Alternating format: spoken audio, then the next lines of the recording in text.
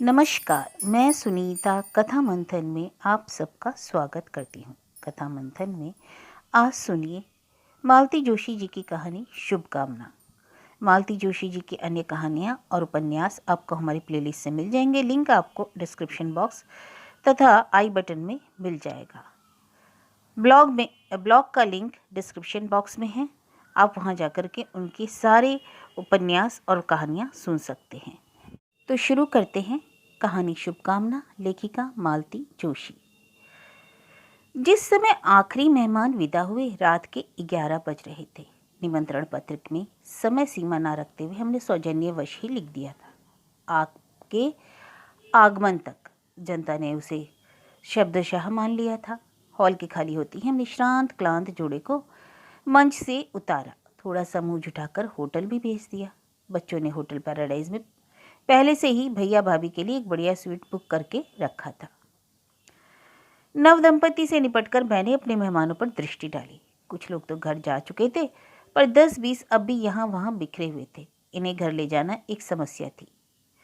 शादी के लिए हमने एक सुमो और एक मैटाडोर ले रखी थी। सुमो में तो फिर भी लोग बैठ जाते थे, पर जिसको भी मैटाडोर में बैठने को कहा उसका मुंह फूल जाता था। बेचारी मारुति मेहमानों को ढो ढो कर बेहाल हुई जा रही थी, पर वह भी इस समय दूल्हा दुल्हन की सेवा में थी।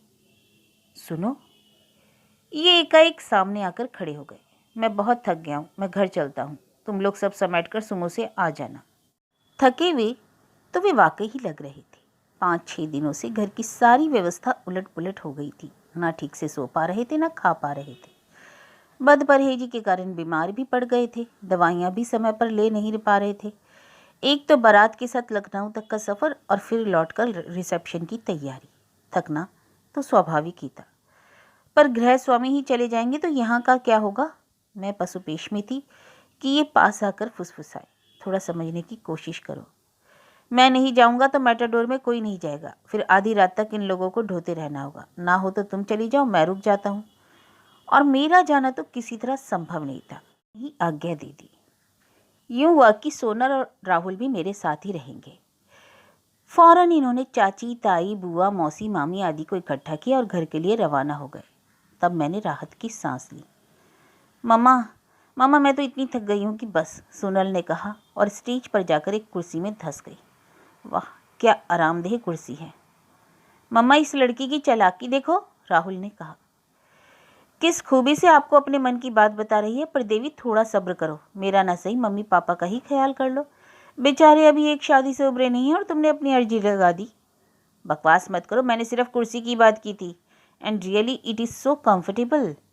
सच कहूँ राहुल, मेरा भी मन वहाँ बैठने का है, बल्कि पसरने का हो रहा है। इतनी देर तक खड़े खड़े पाँव जम गए हैं और मुस्कुराकर जबड़े तन गए हैं। तो तुम भी आ जाओ ना मम्मा। धत, लोग क्या कहेंगे।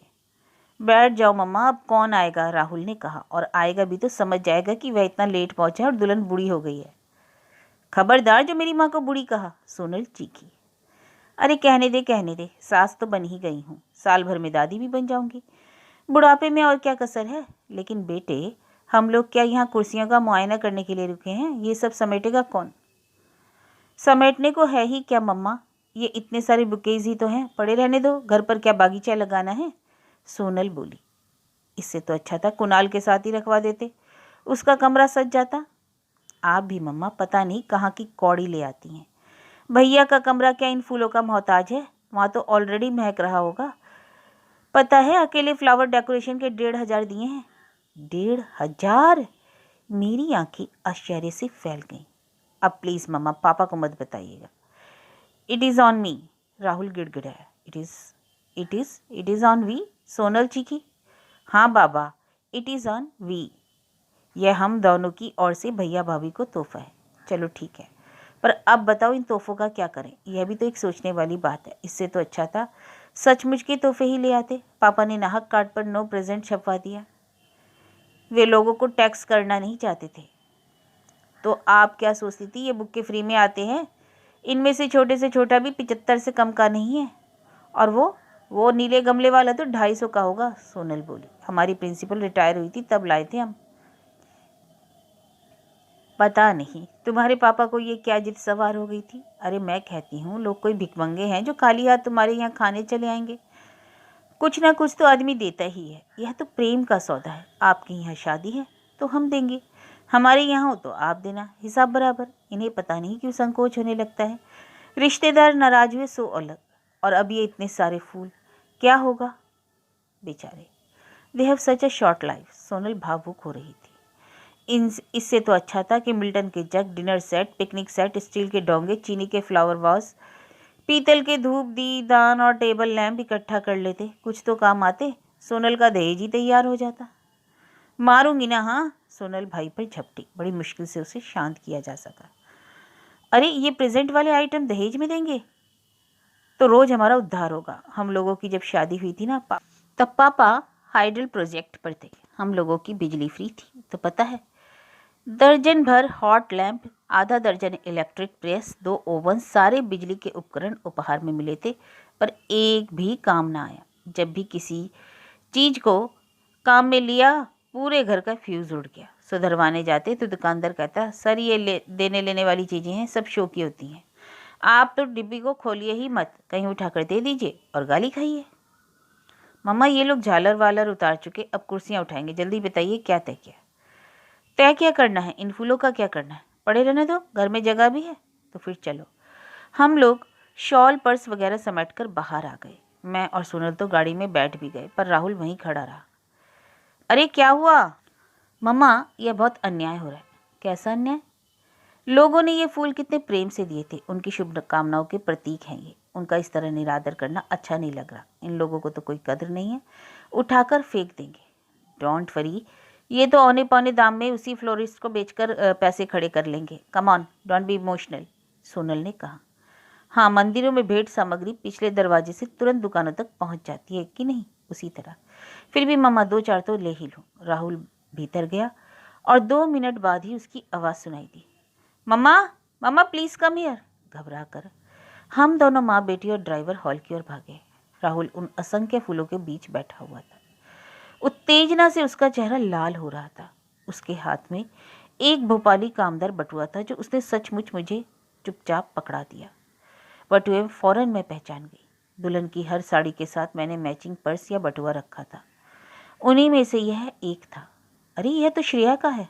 हाँ हाँ, श्रेया का, यह खुलकर देखिए। और खोल कर देखा तो मेरी आंखें पतरा गई, पांव कांपने लगे। मैं धम से वहीं फर्श पर बैठ गई। बटुए में जड़ाऊ कंगन, झुमके और सतलड़ा हार था। कितने शौक से ये चीज़ें बनवाई थी उसके लिए। इनसे कितनी तकरार हुई थी, कितना डांटा उन्होंने। घर में एक लड़की ब्याहने को है, एक और बहू आने वाली है, और तुम हो तो जैसे एक ही पर सब कुछ लुटाने चली हो। उन्हें पता चलेगा तो पता नहीं क्या सुनना पड़ेगा।